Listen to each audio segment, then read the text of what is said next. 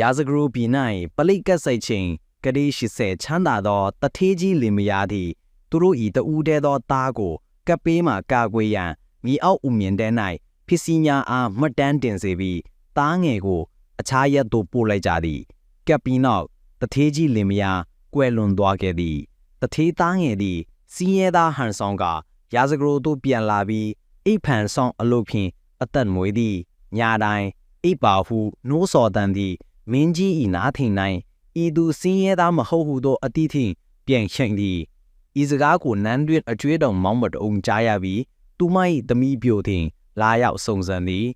အကျွေးတော်မောင်းမသည်သမီးပြိုအားလှန့်စားရန်အကြံဖြင့်ရက်ကွက်သို့ရောက်လာပြီးသမီးပြိုအားရွှေတင်ကားများဖြင့်ဈေးဝယ်စေသည်ရွှေတင်ကားများကိုမြင်သောအိပ်ဖန်ဆောင်လူငယ်သည်